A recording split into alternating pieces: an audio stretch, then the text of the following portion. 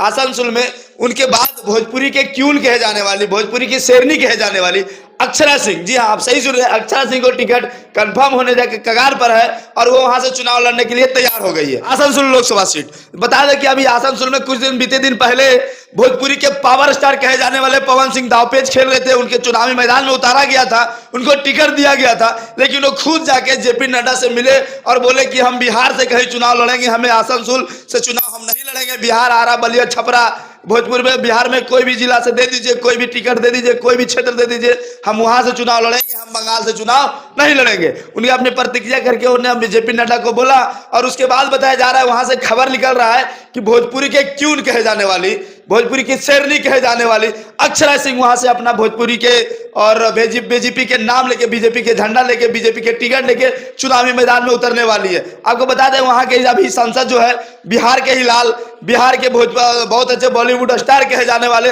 शत्रुघ्न सिन्हा जी है टीएमसी से, जी आप सही सुने, ममता की पार्टी टीएमसी से है और लगातार उनकी लोकप्रियता बंगाल से बढ़ रही है और आसनसोल से वो और लगातार उनकी लोकप्रियता चाहे जो चीज फील्ड में हो अपना दिखा रहे हैं। और उपचुनाव 2022 में वो जीते थे और लगातार उनकी प्रक्रिया लगातार बताया जा रहा है कि शत्रुघ्न सिन्हा और उनके अगेंस्ट में पवन सिंह खड़ा नहीं हो पाए। पवन सिंह का कहना था कि हम बिहार से कोई सीट दे दीजिए, हम वहां से चुनाव लड़ेंगे शत्रुघ्न सिन्हा के अगेंस्ट और हम बंगाल में चुनाव नहीं लड़ेंगे। और इसके बाद वहां चुनावी मैदान में पता चल रहा है कि बाबा बागेश्वर धाम, जी आप सही सुन रहे हैं, धीरेन्द्र शास्त्री जी के यहाँ जाकर अक्षरा सिंह आशीर्वाद लेती है, उसके बाद चुनावी मैदान का ऐलान करती है कि आसनसोल से हम वहां चुनाव जाकर लड़ेंगे और बीजेपी से टिकट हमें मिल गया और हम वहां जाकर चुनाव लड़ेंगे। बता दें कि बीजेपी कभी ज्वाइन अक्षरा सिंह अभी तक नहीं की थी, कोई भी पार्टी ज्वाइन नहीं की थी, लेकिन बीजेपी के जितने भी सांसद, भोजपुरी के स्टार, भोजपुरी के जितने भी सांसद है, मनोज तिवारी, रवि किशन और निरहुआ, तीनों से बातचीत हो रही थी, लेकिन लगातार वो बोली कि हमें टिकट देती है तो हम ज्वाइन करके डायरेक्ट आसनसोल की धरती पर जाएंगे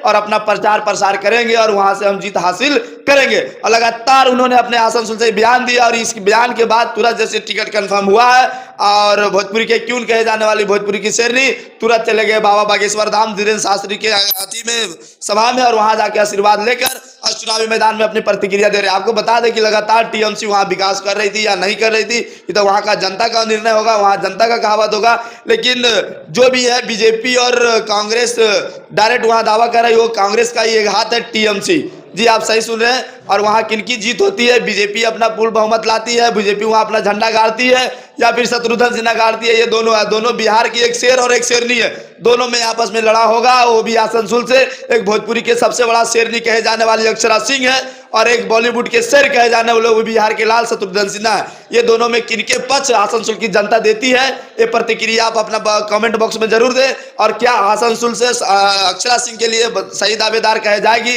अक्षरा सिंह आसनसोल के लिए खड़े उतरेगी, अक्षरा सिंह आसनसोल के लिए अपना समय देगी, फूल मोहम्मद देगी, क्या लग रहा है कि आसनसोल से टिकट जीत कर और बीजेपी के गोद में, बीजेपी के हाथों मजबूत करने के लिए अक्षरा सिंह आएगी? अपना राय जरूर दे और कमेंट में यह भी बताएं कि क्या अक्षरा सिंह इस चुनावी मैदान को रखकर क्या आगे अपना प्रतिक्रिया और जनता की भी ज्यादा लोकप्रिय बढ़ेगी? अपना कमेंट बॉक्स में जरूर दे। आप देख रहे थे केटीएन न्यूज, हमें सूरज कुमार, जय हिंद।